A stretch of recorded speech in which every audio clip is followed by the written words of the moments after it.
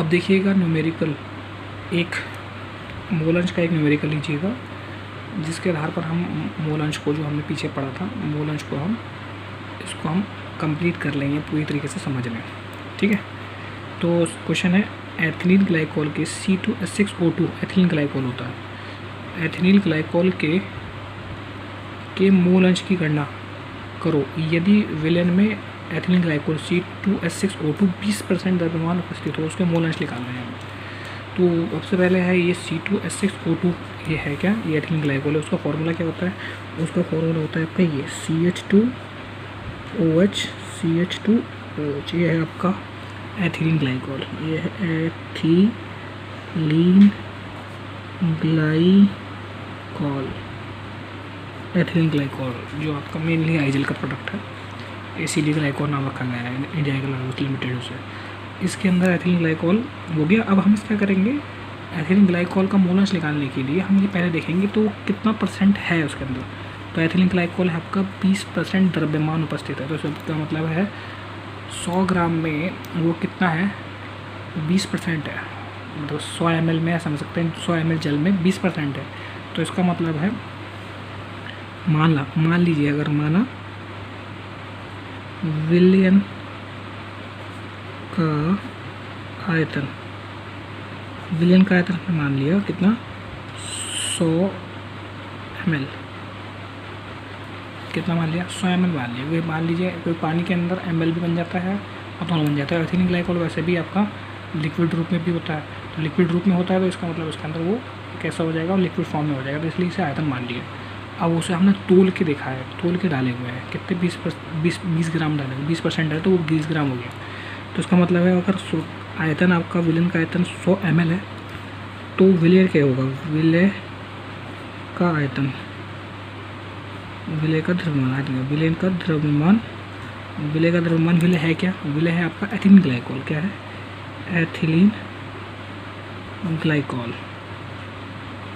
Ethylene glycol का द्रव्यमान। तो विलय एथिलीन ग्लाइकोल का द्रव्यमान कितना है, वो है आपका 100, तो वो है 20% किसका, 100 का 20%। तो 20% कैसे निकालते हैं, जितना परसेंट है तो उस परसेंट का मतलब जितना परसेंट लिखा होता है ना ऊपर में, ये परसेंटेज लिखा होता है, उसको हम अपॉन में 100 कर देते हैं। तो 100 का 20% क्या हुआ, 100 कट गया, 20 ग्राम निकल गया। तो इसका मतलब है 100 ग्राम, 100 ml में विलय एथिलीन ग्लाइकोल के 20 ग्राम उपस्थित हैं, ये हमें पता चल गया। तो इसका मतलब है ये विलय निकल के क्या आया, ये विलय का द्रव्यमान, ये एथिलीन ग्लाइकोल का द्रव्यमान निकल के आ गया। तो एथिलीन ग्लाइकोल के द्रव्यमान को हम कैसे दिखाएंगे, एथिलीन ग्लाइकोल का द्रव्यमान। तो ध्यान रखिए, मैंने पीछे आपका मोल अंश में बताया था कि जो आपका उसका द्रव्यमान होता है, विलय के द्रव्यमान, तो विलय के द्रव्यमान को हम कैसे दिखाते हैं, विलय के द्रव्यमान को हम WA से दर्शाते हैं। तो WA है, ये कितना है, WA कितना है, 20 ग्राम, WA कितना आ गया, 20 ग्राम आ गया। अब हम क्या करेंगे, अब सोच के देखेंगे कि इसके अंदर 20 ग्राम तो आपका विलय है, तो बाकी 80 ग्राम क्या होगा, ये पूरा तो 100 ग्राम है ना, पूरा 100 ml है, तो बाकी 80 ग्राम क्या होगा, बस ये तो कुछ बचा होगा ना, क्योंकि अगर मान लीजिए 100 पूरा मान लीजिए, तो ये हो गया। तो हम लिखेंगे विलयन का द्रव्यमान, भाई सिंपल सी बात, जलीय विलयन है क्योंकि इसीलिए उसका डेंसिटी एक ही होगी, वही आयतन होगा, वही उसका, वो भी उसका भार भी वही होगा। तो इसका मतलब है आपका कितना हुआ, विलय का द्रव्यमान ही आ गया। विलयन का द्रव्यमान निकालने के लिए क्या करेंगे, विलय का द्रव्यमान प्लस विलायक का, विलय और विलायक का द्रव्यमान दोनों जोड़ देंगे। ठीक है, विलय का द्रव्यमान प्लस विलायक का द्रव्यमान मैंने दोनों जोड़ दिया, तो विलयन का द्रव्यमान आ जाएगा। तो फिर वही बात, हम विलयन का द्रव्यमान लिखेंगे, विलयन का द्रव्यमान इजिकल टू, विलय का द्रव्यमान कितना मानते हैं हम, विलय का द्रव्यमान मानते हैं WA प्लस विलायक का द्रव्यमान कितना मानते हैं, विलायक का द्रव्यमान मानते हैं WB। ये तो है WA, WB को जोड़ोगे तभी तो विलयन का द्रव्यमान आएगा। तो W है कितना, WA है हमारे पास कितना, WA है 20 ग्राम निकाला, देखो आपने अभी 20 ग्राम निकाला। ठीक है, WB मुझे पता नहीं है, भाई सिंपल सी बात है, विलायक का द्रव्यमान मुझे पता नहीं है क्योंकि चाहिए न्यूमेरिकल में अगर आंसर निकालना है तो। और विलयन का द्रव्यमान कितना है, वो आपका कितना है, वही टोटल आयतन, जितना आयतन था वही आपका 100 ग्राम हो गया, तो ये हो गया 100। तो क्या है डब्ल्यू बी कैसे निकलेगा, डब्ल्यू बी से निकलेगा, डब्ल्यू बी इक्वल टू हो जाएगा आपका 100 माइनस 20, तो कितना आएगा 80 ग्राम। तो इसका मतलब है विलायक मतलब पानी के कितने ग्राम उपस्थित है, 80 ग्राम उसके अंदर उपस्थित है। अब हमें दोनों चीज़ें मिल गई, डब्ल्यू ए भी मिल गया है और डब्ल्यू वी भी मिल गया है, दोनों यहाँ रखे। इसके आगे की न्यूमेरिकल निकालेंगे। तो फॉर्मूला हमारे पास क्या था, फॉर्मूला था विलय, विलय है क्या, विलय है आपका C2H6O2 है, ठीक है, C2H6O2 है। ये है एथिलीन ग्लाइकोल के मोल अंश के ऐड करने हैं, का मोल अंश निकालने, मोल अंश निकालने हैं ना मुझे, तो जिसके निकालना, इसके निकालना तो हम लिखेंगे एक्स ए बना लेंगे। तो मुझे विलय के लिए निकालना होता है तो विलय के लिए एक्स ए बनाता हूँ मैं, तो एक्स ए मैंने बनाया और आपका यहाँ बना दिया आपका Na upon Na plus Nb, ये मैंने आपको पीछे फॉर्मूला लिखा दिया है, चेक मार सकते हैं आप। जिसके लिए निकालना होता है उसको हम ऊपर ले लेते हैं, ये आपको फेवरेट फार्मूला लिखा हुआ है। अब इसके अंदर हमने क्या करेंगे, सिंपल सी बात है कि Na कैसे निकलता है, Na निकालना होता है तो मैं W अपॉन M लेता हूँ, किसके लिए, A के लिए, ठीक है।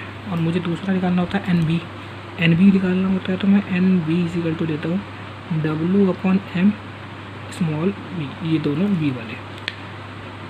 तो अब हमें क्या करना है, ध्यान से देखें, इस वाले में Na और Nb में WA मुझे पहले ही पता है, देख WA मुझे पता है, कहीं ध्यान से देखें, ये रहा WA 20 ग्राम। अच्छा WB कहीं है, WB है क्यों नहीं है, WB अभी निकाला था 80 ग्राम। ये दोनों चीज़ें पता है मुझे, ध्यान से देखें, ये चीज़ें पता है, मगर हमें ये MA और MB नहीं पता है, यही नहीं पता है। तो इसका मतलब ये है क्या, ये है आपका विलय का अणुभार, ये है विलय का द्रव्यमान और ये है आपका विलय का अणुभार। ये क्या है, अणुभार। फिर यहाँ देखेंगे, अब ये है कितना, ये है आपका विलायक का द्रव्यमान अपॉन ये कितना है, ये है विलायक का अणुभार, नीचे वाला है विलायक का अणुभार। बी वाले अणुभार होते हैं, बी वाले कहते हैं विलायक के लिए होते हैं, ए वाले आपका विलय के लिए होता है। तो हम सिंपल से, हमें दो चीज़ें रह गई हैं हमारे पास, रह गई विलय का अणुभार चाहिए मुझे और विलायक का अणुभार चाहिए। तो हमें अब निकालना है, विलय का द्रव्यमान अणुभार और विलायक का अणुभार। तो विलय था क्या, विलय था आपका एथिलीन ग्लाइकोल C2H6O2, यह था आपका इथाइलिन ग्लाइकोल का सूत्र, इथाइलिन ग्लाइकोल का सूत्र था। अब इथाइलिन ग्लाइकोल में से इसका हम अणुभार निकालेंगे, C2H5 इथाइलिन ग्लाइकोल का अणुभार, ठीक है। इसका हम क्या निकालेंगे, अणुभार निकालेंगे। अब अणुभार निकालने के लिए हमें पता ही ये होगा आपका MA, क्योंकि A की वैल्यू आएगी, ए वाले कौन सा होता है, विलय, क्योंकि विलय है आपका इथाइलिन ग्लाइकोल, ये विलय के लिए लेकर के आ जाएगी। तो सिंपल सी बात है, हम इसका अणुभार निकालेंगे तो हम क्या हो जाएगा C2, इसे कर देंगे हम 12 गुणा 2, 12 कार्बन का 1 का होता है, गुणा 2 कर देंगे, प्लस हाइड्रोजन कितना है, 1 गुणा 6 हो जाएगा आपका, एक हाइड्रोजन का 1 भार होता है, गुणा 6 कर देंगे, प्लस कितना हो जाएगा 16 गुणा 2, 16 1 का होता है, गुणा 2 कर देंगे। तो इसका जोड़ कर देंगे आप किस प्रकार से, 12 दूनी 24 यहाँ हो जाएगा, 6 ये आ जाएगा आपका, 16 दूनी 32 ये हो जाएगा। इसका टोटल आ जाएगा आपका 62, जोड़ के देख लीजिए 62 ग्राम निकल के आ जाएगा। तो ये है आपका 62 उसका अणुभार निकल के आ जाएगा। अब हमारे पास दूसरा चीज़ क्या है, क्योंकि हमने इथाइलिन ग्लाइकोल खोला था जल के अंदर, किसके अंदर खोला था, जल के अंदर, तो हम उसका अणुभार निकालेंगे। क्या करेंगे, उसका अणुभार। तो सिंपल सी बात है, जल है, जल विलायक का अणुभार, विलायक का अणुभार निकालेंगे, उसे हम लिखेंगे सीधे सीधे MB, ऊपर आया था MA, ये आ जाएगा आपका MB, वो होता है H2O, तो H2 में 1 गुणा 2 कर देंगे, प्लस आपका ये हो जाएगा 1 मल्टीप्लाई 2 हो जाएगा, प्लस 16 हो जाएगा, तो इक्वल टू कितना आ जाएगा 18 आ जाएगा, 18 इसका अणुभार आ जाएगा। तो अब हम क्या करेंगे, सिंपल सी बात, Na जो हमने W अपॉन M लिया था A के लिए, और एन बी जो हमने W/M लिया था बी के लिए, मतलब ये विलय के लिए,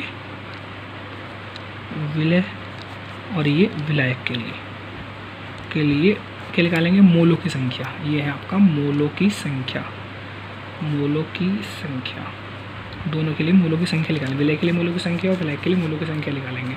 तो सिंपल सी बात है, WA की वैल्यू क्या है, WA की वैल्यू हमारे पास पीछे थी 20% से 20 ग्राम थे, याद कर लीजिए, ठीक, देख लीजिए 20 ग्राम। और ये है आपका कितना, MA की वैल्यू, MA की वैल्यू हमारे पास थी, सिंपल सी बात है, हमने पास 62 कैसे निकाली, देखो आप ये रहा 62 निकाली थी, ठीक है। अभी यहाँ देखेंगे WB की वैल्यू कितनी है, WB की वैल्यू हमने घटा करके 80 निकाली थी 100 में से, प्लस आपका MB की वैल्यू क्या है, MB की वैल्यू ये 18 निकाली गई है।